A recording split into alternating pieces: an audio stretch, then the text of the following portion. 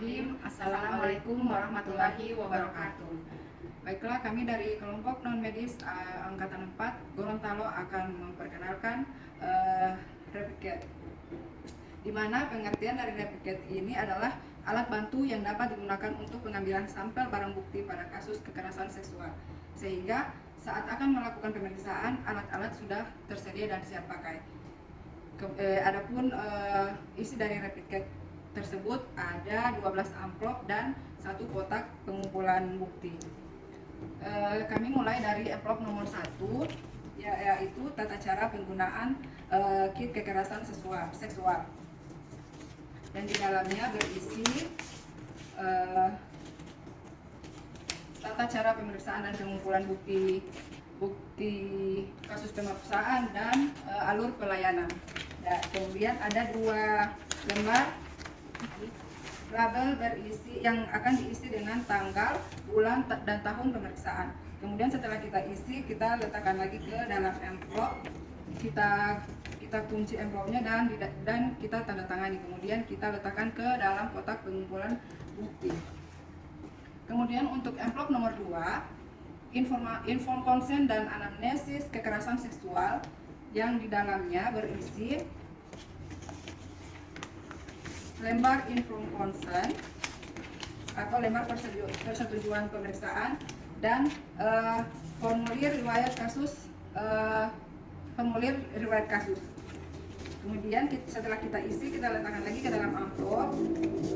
Amplopnya jangan lupa dikunci kembali, kemudian dibubuhi tanda tangan dan letakkan ke dalam kotak pengumpulan bukti. Untuk amplop nomor 3A itu pakaian luar yang berisikan flip chart berukuran 60 x 85 cm.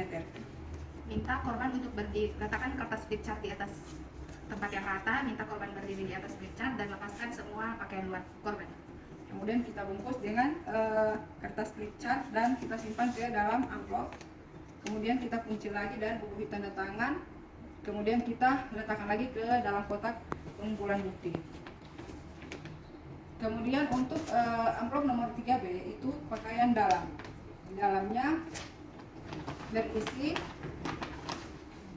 pakaian dalam dari korban. Jadi minta korban untuk melepaskan pakaian dalam, letakkan di amplop nomor 3B.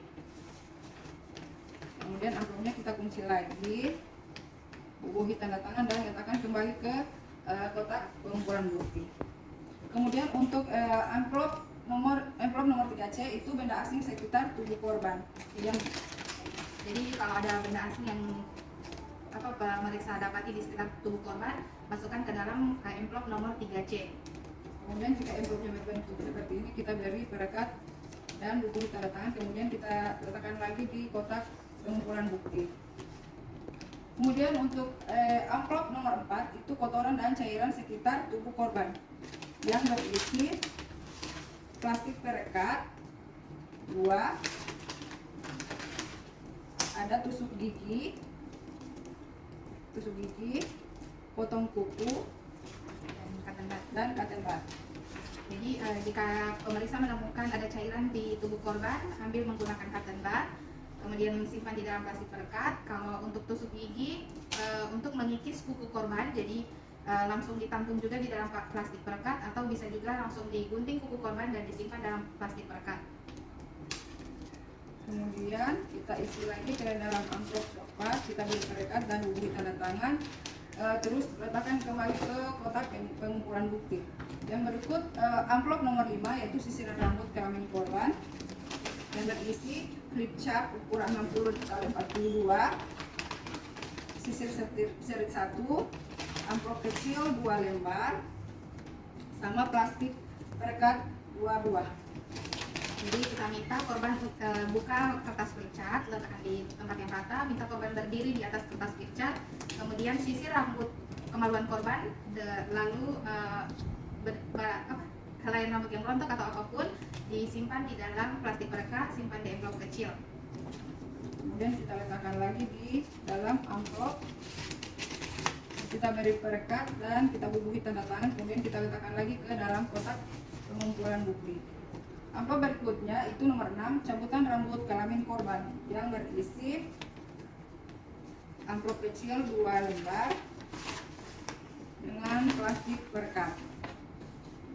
Jadi, pemeriksa mengambil beberapa helai rambut kemaluan korban dari berbagai sisi, 4 sampai 6 lembar rambut kemaluan, letakkan di plastik perekat, simpan di envelope kecil. Kemudian kita simpan lagi ke amplop yang berukuran besar, kita kunci lagi. Kemudian kita bubuhi tanda tangan dan letakkan ke kotak pengumpulan bukti. Yang berikut amplop nomor 7, swab dan pulasan vaginal korban yang berisi kapas lidi, amplop kecil 2 lembar, spuit 20 cc 1, aquades 1, dan kaca objektif 2 buah. Jadi minta korban untuk tiduran, posisi litotomi, kemudian pemeriksa mengambil cairan di labia minora dan bagian himen dengan cairan diambil secara memutar, kemudian oleskan di objek gelas, tunggu kering lalu beri label di belakang objek gelas. Begitu pula dengan di sebagian himen atau selaput darah, ambil secara memutar, oleskan di objek gelas yang satunya, tunggu kering lalu beri label dan simpan di envelope kecil. Spuit dan aquades digunakan jika kapas lidi kering, basahi dengan aquades, kemudian letakkan di objek gelas, tunggu hingga kering lalu disimpan. Kemudian envelopnya kita simpan ke dalam envelope besar. Untuk spuit dan lidi kapas bekas pakai kita buang ke tempat sampah medis beserta aquades. Kemudian envelopnya kita kunci lagi, kita bubuhi tanda tangan dan letakkan ke kotak pengumpulan bukti. Kemudian envelop nomor 8, swab dan pulasan anus korban yang berisi envelop kecil 2 lembar, kapas lidi, dan kaca objektif 2 lembar, 2 buah. Caranya sama, lakukan swab atau pulasan di daerah anus korban, letakkan di atas objek gelas, tunggu hingga kering, lalu simpan di envelope kecil. Dan tidak lupa diberi label. Kemudian lidi kapas bekas pakai kita buang ke tempat sampah. Dan amplopnya kita simpan di amplop besar, kita beri perekat dan kita bubuhi tanda tangan, kemudian kita letakkan ke kotak pengumpulan bukti. Kemudian amplop nomor 9, swab dan pulasan mukosa pipi korban yang berisi kapas lidi, amplop 2 lembar, dan objek kelas 2 buah. Caranya minta korban untuk buka mulut, kemudian swab atau pemeriksa lakukan swab di bagian pipi dalam korban, kemudian letak olesi di objek gelas, tunggu hingga kering dan beri label ini pipi kanan atau pipi kiri. Begitu juga di objek gelas yang satu. Kemudian simpan di envelope kecil. Kemudian untuk kapas lidi bekas pakai kita buang ke tempat sampah. Hasil buahnya kita simpan ke dalam envelope besar, kita beri perekat, kita bubuhi tanda tangan dan simpan lagi ke dalam kotak pengumpulan bukti. Kemudian untuk nomor 10, cabutan rambut kepala korban yang berisikan plastik perekat 2 buah. Ambil beberapa helai rambut kepala korban, lalu simpan di dalam plastik perekat.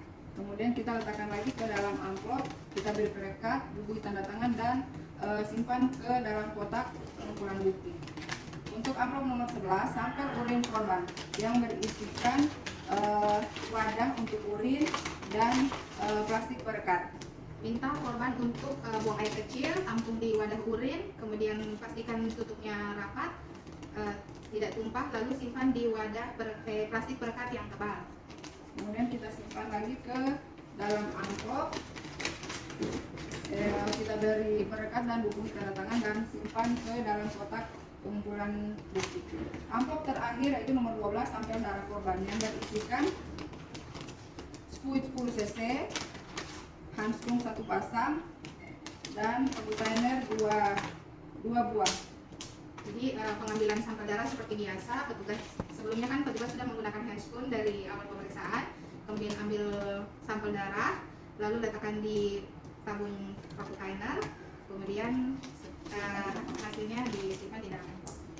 Untuk handskung bekas pakai kita buang di tempat sampah, Untuk amplopnya kita beri perekat, kita buburi tanda tangan dan simpan kembali ke dalam kotak pengumpulan bukti. Kemudian untuk kotaknya kita tutup rapi. Demikian pemaparan dari kami kelompok non medis Gorontalo. Assalamualaikum warahmatullahi wabarakatuh.